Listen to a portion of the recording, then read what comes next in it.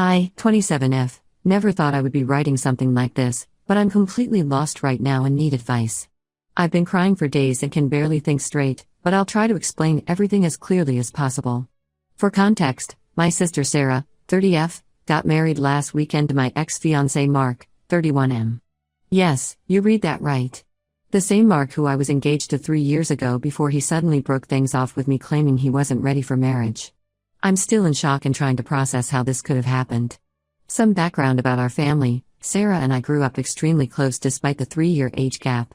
Our parents always emphasized family loyalty above everything else, and Sarah took her role as protective older sister very seriously.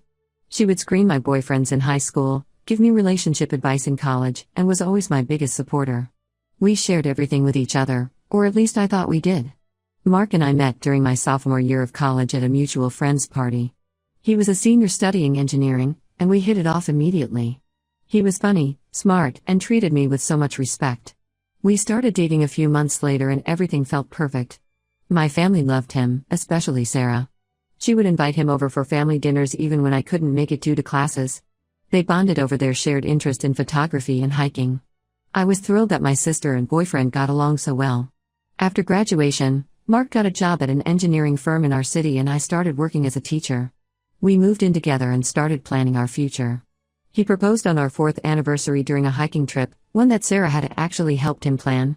She seemed so excited when we announced our engagement and immediately offered to help with wedding planning. The next 6 months were a blur of venue hunting, dress shopping, and planning details. Sarah came to every appointment, helped me choose flowers, and even designed our wedding invitations since she works in graphic design. She was the perfect maid of honor, or so I thought. Then one day, about 6 months before the wedding, Mark came home acting strange. He sat me down and told me he had been doing a lot of thinking and realized he wasn't ready for marriage. He said he needed time to figure himself out and that it wouldn't be fair to go through with the wedding. I was blindsided and devastated but tried to be understanding. When someone tells you they're not ready, you can't force them, right? Sarah was the first person I called after Mark left. She came over immediately with ice cream and wine, letting me cry on her shoulder and telling me I deserved better. She helped me cancel all the wedding arrangements and even offered to tell our family so I wouldn't have to explain it over and over. Looking back now, I feel sick thinking about how she played me. Fast forward to 3 weeks ago when Sarah announced she was getting married. She had been very secretive about who she was dating, always making excuses about why we couldn't meet him. She claimed he traveled a lot for work and their schedules never lined up for family gatherings. When she announced her engagement, she said she wanted the groom to be a surprise and that we would all love him. I thought it was weird, but my parents seemed fine with it. They had apparently met him already but wouldn't tell me anything, saying Sarah wanted to reveal everything herself.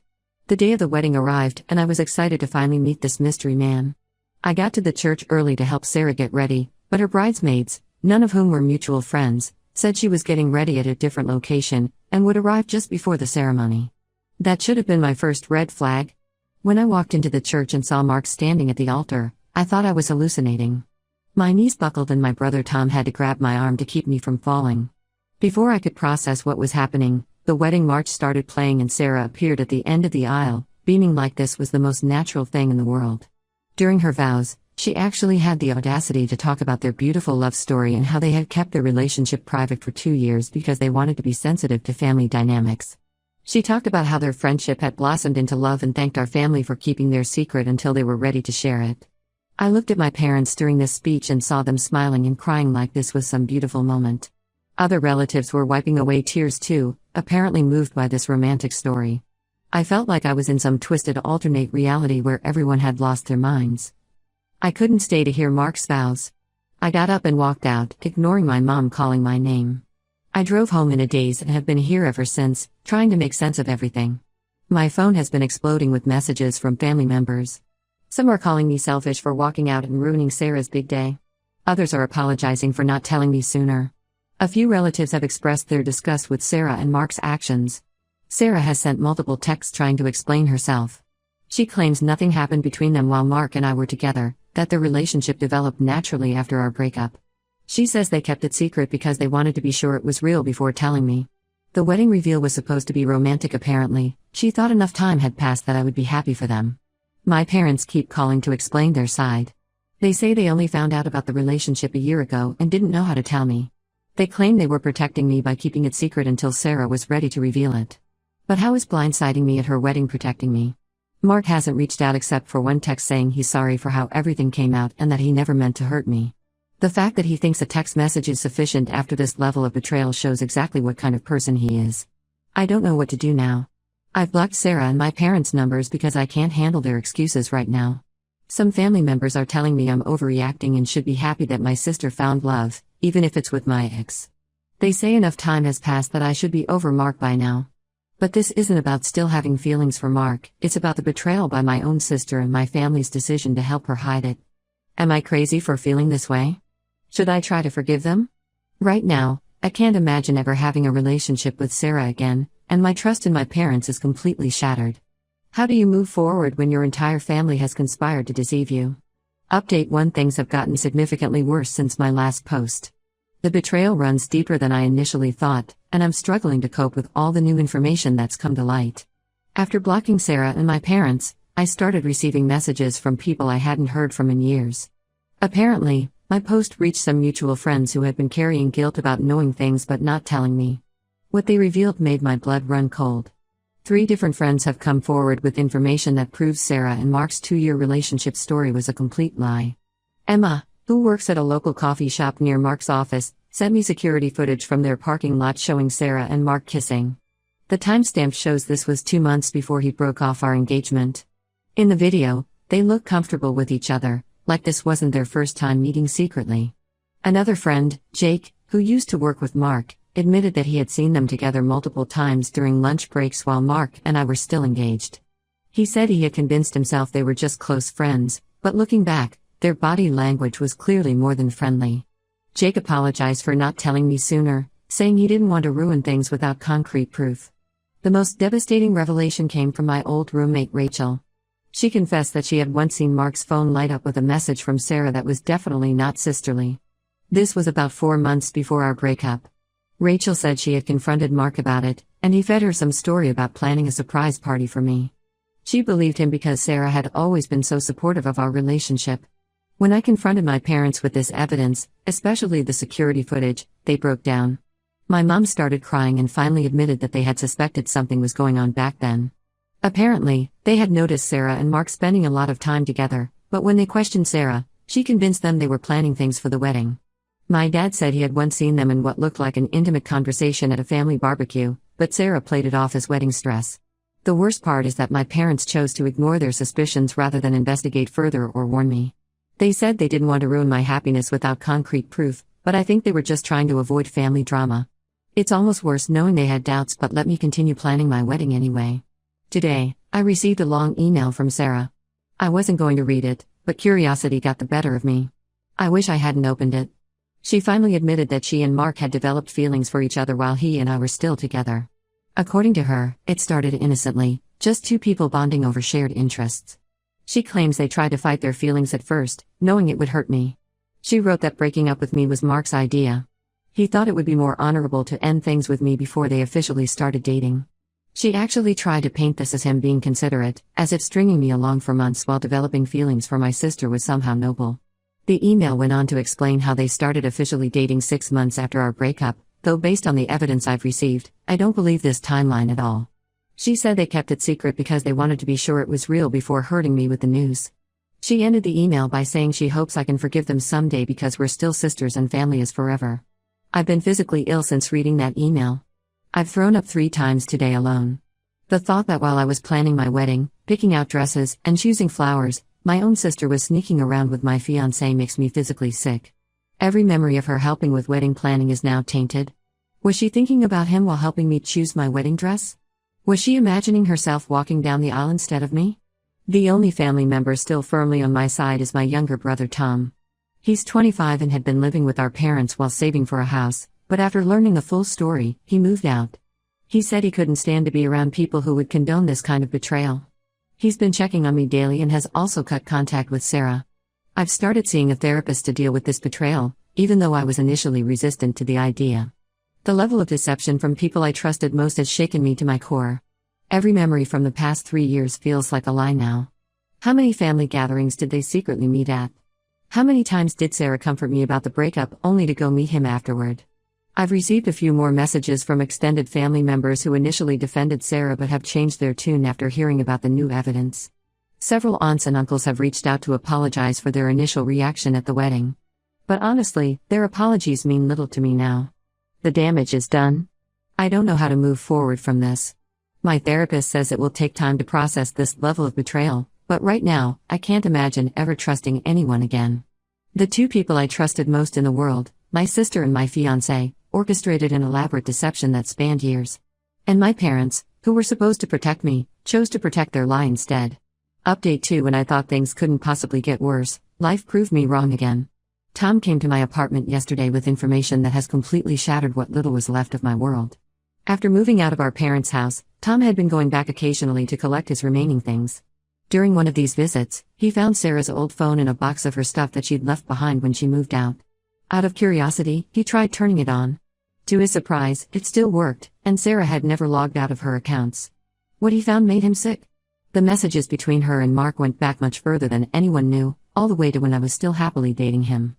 They had been having an emotional affair for over a year before anything physical happened. Tom spent hours going through everything and taking screenshots before the phone died. The messages show a calculated, deliberate betrayal that makes me question everything I thought I knew about my sister. They had been planning how to break up my engagement in a way that wouldn't make anyone suspicious. Sarah actually suggested Mark use the not ready for marriage excuse because she knew me well enough to know I would respect that reason and not push back. There were detailed discussions about how to act around me to avoid suspicion. Sarah deliberately played up her role as the supportive sister, making sure to be extra caring after the breakup so no one would suspect anything. She would text Mark about how well her performance was going when she comforted me. What hurts the most is reading their jokes about how oblivious I was. They would meet up at places where they knew I would never go, laughing about their secret rendezvous. Sarah would comfort me about the breakup, then text Mark immediately after about meeting up. They even had code words for each other in case they needed to communicate when I was around. The messages revealed that our parents had actually caught them in a compromising position once, about 4 months before the wedding reveal. Instead of telling me, they had a family meeting, without me, obviously, where Sarah and Mark convinced them that they were truly in love and that telling me would only hurt me unnecessarily. My parents agreed to keep their secret, thinking they were protecting me. Tom sent copies of all the screenshots to our parents. My mom called me sobbing, saying she had no idea the deception went this deep. She admitted they had suspected something but never imagined it had started while Mark and I were still together.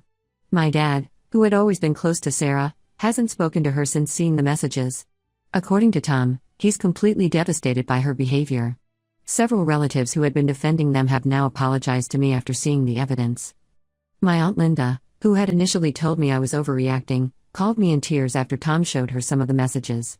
She said she never would have defended them if she had known the full story. Sarah must have found out about Tom accessing her old phone because she sent me another email. This time, she didn't try to justify anything. She just begged me not to share the messages with anyone else, saying it would destroy her marriage and her relationship with our extended family. The fact that she's more concerned about her reputation than the pain she caused me says everything about who she really is. Mark finally tried to reach out directly. He left a voicemail saying he never meant for any of this to happen, that he had genuinely loved me when we started dating but something changed when he got to know Sarah better. He said he knows he handled everything wrong but hoped I could understand that sometimes people can't help who they fall in love with. I deleted the voicemail halfway through. I couldn't stomach hearing any more of his excuses. I've decided to forward all the screenshots to Mark's parents, who had always treated me like a daughter. They deserve to know what kind of person their son really is. Sarah probably won't like that, but I honestly don't care anymore about protecting either of them. Tom has been my rock through all of this. He's the only family member I still fully trust. He said he's looking for an apartment closer to mine so he can help me through this. I don't know what I would do without him right now. Update 3: The dust has finally started to settle, though nothing will ever be the same. Sarah and Mark returned from their honeymoon to find their perfect little world crumbling around them. After the screenshots got out, most of our extended family has cut contact with them. Even Mark's parents, who I forwarded the messages to, have barely spoken to him since. My parents are barely acknowledging Sarah's existence.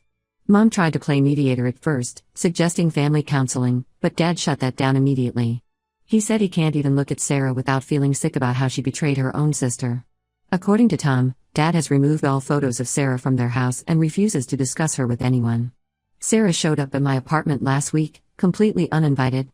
She was crying, saying their marriage is already struggling because the guilt is eating away at them. Apparently, Mark has become distant and moody since everyone found out the truth. She said he's angry at her for keeping the old phone that had all their messages. They've been fighting constantly about whose fault it is that everything came out. She begged for forgiveness, saying she would do anything to make things right. She even offered to leave Mark if that would help repair our relationship.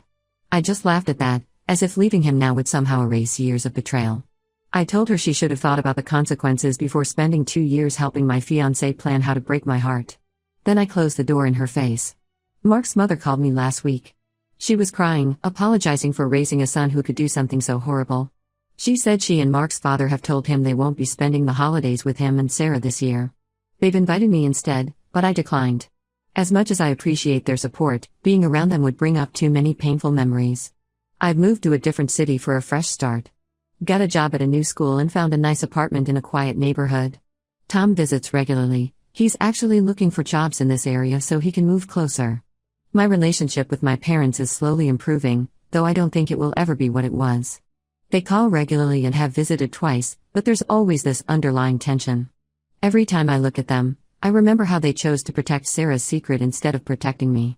Some extended family members have suggested I should consider forgiveness, saying life is too short to hold on to anger. But this isn't about anger anymore, it's about protecting myself from people who prove they can't be trusted. I still have nightmares about the wedding day reveal, still feel sick when I remember all those messages between them. The only silver lining in all this is that I've discovered who my true family is. Tom has been unwavering in his support. A few cousins have really stepped up, checking on me regularly and helping me settle into my new city. I've also made some great friends at my new school who have no connection to my past life. I'm focusing on healing and moving forward. Some wounds can never fully heal, but I'm learning to live with the scars. Sarah and Mark's actions showed me exactly who they are, and my parents' choices showed me who they are. I'm choosing to surround myself with people who have proven their loyalty, not those who claim it through blood ties alone. Sometimes doing the right thing means walking away, even from family. I've chosen peace over toxic relationships, and I don't regret it for a second.